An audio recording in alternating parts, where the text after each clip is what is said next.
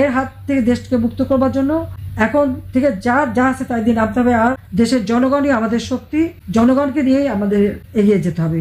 ইউনিসেফের টাকার অভাব নাই, সে তো গরিবের টাকা লুট করে নিয়ে রক্ত চুষে খেয়ে এখন বিদেশে পত্রপত্রিকা হায়ার করে সেখানে নানা ধরনের অপপ্রচার ছড়াচ্ছে। আর যত হত্যাকাণ্ড খুন করে সব দোষ আওয়ামী লীগের। পুলিশ মারে, এটা তো তাদের সমন্বয়ক আসিফ নিজেই বলেছে পুলিশ হত্যা করেছে। বিএনপি নেতা বলেছে সে পুলিশকে মেরেছে, এমনকি ইসলামী আন্দোলনের নেতাও বলেন উনিও পুলিশকে মেরেছে। কিন্তু মামলাগুলি সব আওয়ামী লীগের বিরুদ্ধে, সব মামলা আওয়ামী লীগের বিরুদ্ধে, আওয়ামী লীগের কেউ বাদ নাই। তো কত মামলা, আমার মনে হয় যত মামলা দিয়েছে তার একটা হিসাব বের করলে ইউনূসের নাম ওই গিনিস বুক অফ রেকর্ডে যাবে, যে সে কত মানুষের বিরুদ্ধে কত মামলা করতে পারে একটা দলকে ঘায়াল করার জন্য, কি কত হাজার হাজার কর্মী নেতাকর্মীকে জেলে পুরতে পারে এবং কত লক্ষ নেতাকর্মী মানুষের বিরুদ্ধে মামলা দিয়ে আসামি করতে পারে। এই রেকর্ড সে কিন্তু ভঙ্গ করবে এবং গিনিস বুক অফ রেকর্ডে নিশ্চয়ই তার নাম চলে আসবে। আর যদি মানুষ হত্যা, জেল জুলুম, অত্যাচার, নির্যাতন, দুর্নীতি এবং গরিবের রক্ত চুষে খাওয়া, এই ব্যাপারেও যদি তার রেকর্ড দেখা হয় তাহলে সে আর একটা নোবেল প্রাইজ পেতে পারে। তবে সেই নোবেল প্রাইজের নামটা দিতে হবে অশান্তির নোবেল প্রাইজ। কারণ অশান্তির সৃষ্টিতে ইউনূস চ্যাম্পিয়ন সারা বিশ্বে, এবং বিশ্ব নেতারা কিন্তু তা জানে, এটা বোঝে যে সে দেশ চালাতে ব্যর্থ, দেশ চালাবার মতো তার ক্ষমতা নেই। সেই জন্য এখন সে অনেক টাকা পয়সা খরচ করে একজনকে নিয়ে আসেন আর তাদেরকে দিয়ে অন্যের কাছে ধর্ণা দেওয়ায় যে ইউনূসকে সমর্থন দিতে হবে।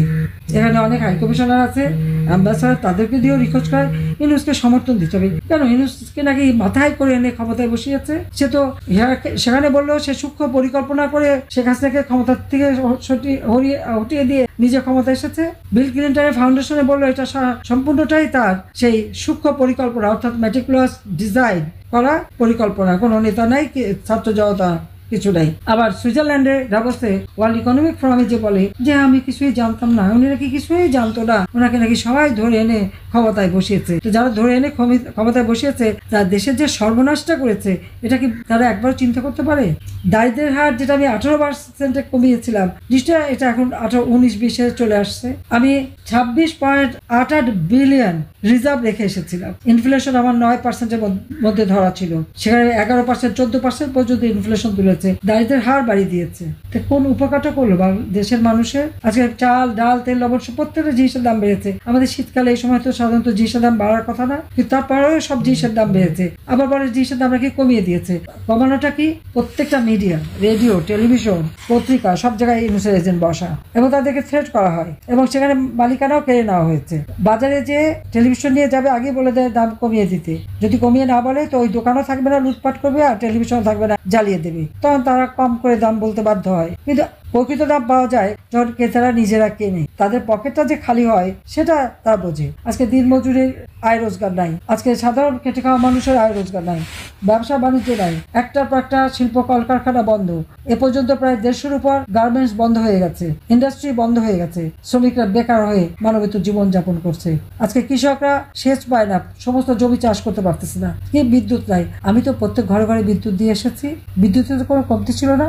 28,000 মেগাওয়াটের মতো বিদ্যুৎ উৎপাদনের সক্ষমতা আমরা অর্জন করেছি। আমাদের যেটা চাহিদা হতো 16,000 মেগাওয়াট, 17,000 মেগাওয়াট, আমরা তা উৎপাদন করতাম। এখন হচ্ছে না কেন? বিদ্যুৎ তৈরি করার জন্য যে উপকরণ কেনা সেটা অর্থ তো বাজেটে ধরা ছিল, সেটাকে গেল কোথায়? তার জবাব দিতে হবে তাকে, সে জবাবও তাকে দিতে হবে। একদিকে দেশটাকে লুটে খাচ্ছে, আরেকদিকে খুন করছে, আর সব জায়গায় আওয়ামী লীগের দোষ। আওয়ামী লীগের দোষটা কিসের?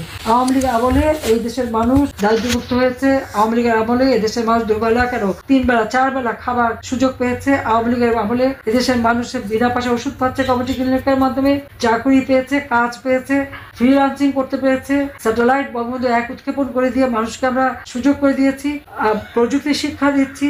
সব দিক থেকে দেশ এগিয়েছিল। সারা বিশ্ব বাংলাদেশকে উন্নয়নের রোল মডেল হিসেবে চিহ্নিত করতে হয়। সেখানে এরা প্রত্যেকটা জিনিস জ্বালিয়ে পুড়িয়ে ছারখার করেছে, জ্বালিয়ে পুড়িয়ে ছারখার করে বলে গাজা বানিয়ে। গাজার চিত্রটা আর বাংলাদেশের ইউনূস ক্ষমতা আসার আগের চিত্র তার ওই জ্বালাও পোড়াও মেট্রো রেল, এক্সপ্রেসওয়ে, বিটিভি ভবন থেকে সারা দেশ যে আগুনে চলছে, ঠিক তার আগে ওই 7ই জুলাই আগে বাংলাদেশের চিত্রটা একটু তুলনা করে দেখুন তো। ইউনূস এটা বলবেই। আর ইউনূসের বিচার ইনশাআল্লাহ সে বিচারও করবো।